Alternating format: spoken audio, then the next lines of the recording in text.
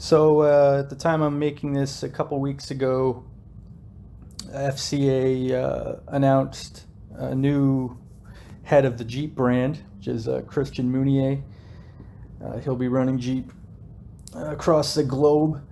And way down at the bottom of that article, they announced that Steve Beam, who was running Dodge, up and retired. And I kind of thought that was odd because guys usually don't retire when they're kind of at the peak of their career, which I assume would be that, running a brand. And so right now there is nobody running Dodge.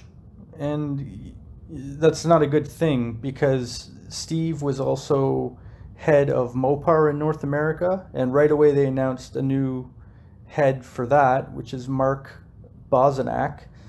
But nobody has been enlisted to run Dodge. So I started to kind of look at this, and I mean, there's been some pretty weird things going on with Dodge.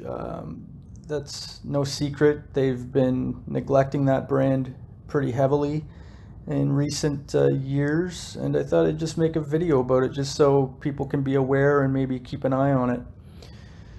So yeah, in 2009 when FCA kind of took over Chrysler, one of the first changes they made was they put a head in charge of each brand.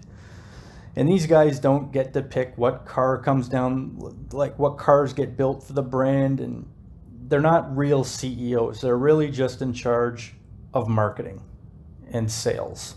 They're really to be held accountable. So the CEO of FCA, say one of these brands isn't doing so well, that's going to be the first guy they talk to.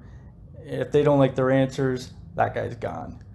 And they never had that before. So it kind of puts more focus on the brands, and it's a good thing, and it's worked out well for them.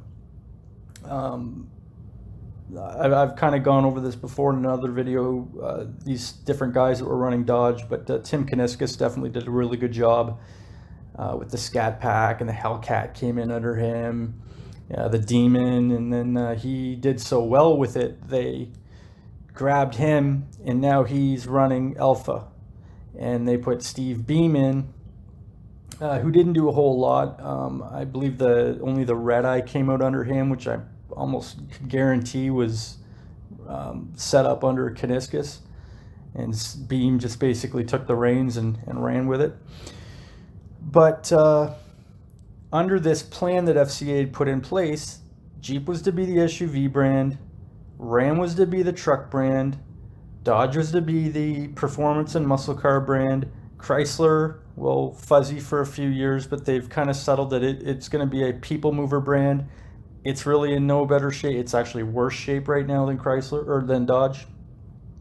And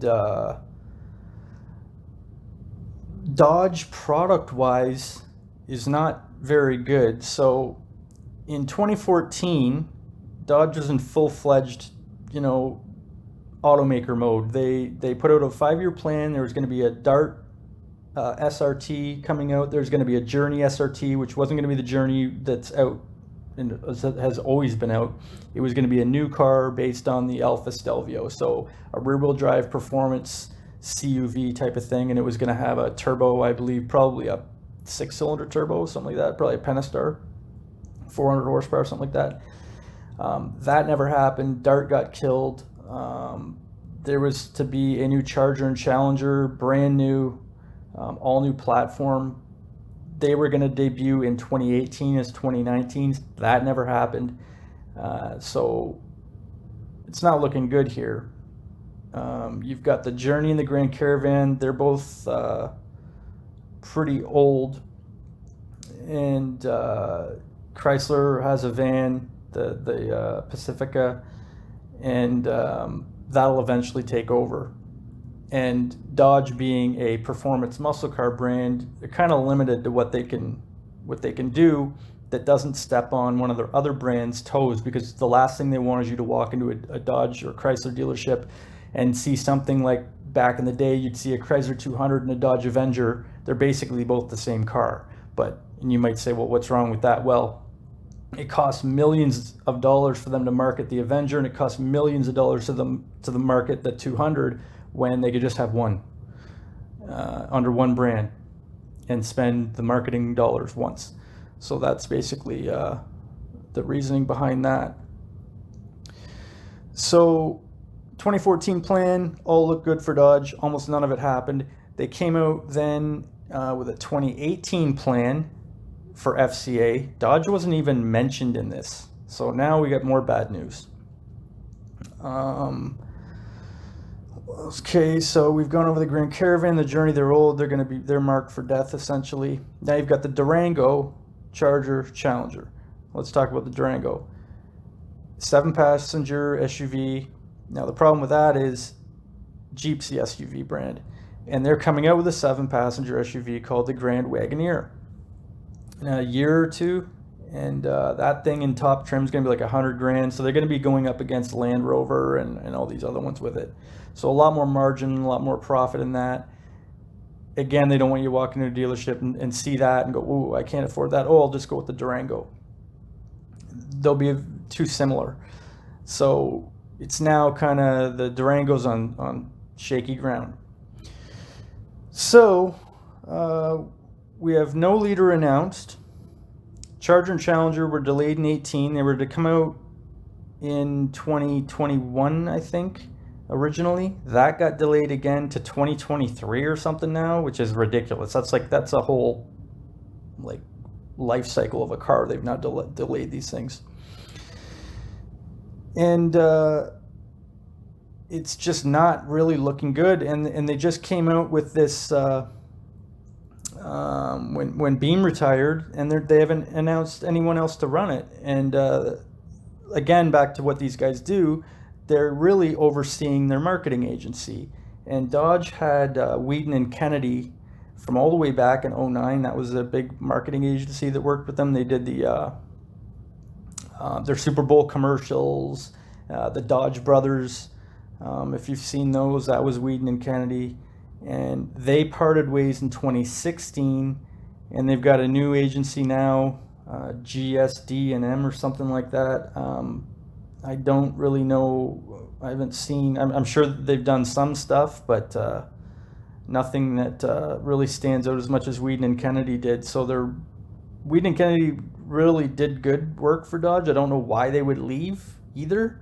So now we've got the agency leaves, and now, a couple years later, the CEO of the brand leaves as well. The cars are indefinitely delayed, Charger and Challenger. The Caravan and the Journey, they're going to be gone. And the Durango, they don't even know what to do with it. So it doesn't look good for Dodge. I mean, I would not be surprised if tomorrow I saw, the Dodge brand to be phased out by 2023 or 2024 or something. And then I got to thinking, what would I do with it? If I was, Mike Manley, the CEO, I would sell it. Sell Dodge, sell Plymouth, sell all their trademarks, sell the Hemi name, package that up, and just sell it. Stop bleeding the brand, delaying. I mean, I love Mopar. I had a 2012 Charger SRT 8. I go and sit in a 2019. The thing's got the same interior as mine used to have. It's got the same engine. Like, they need to update these cars, and they're not. And these fender flares, and they're, more boost. That's only going to get them so far. They need new product, and on the new product front, the management front, their marketing agency front, everything is not looking good. So I don't know, just putting that out there. And what do you think?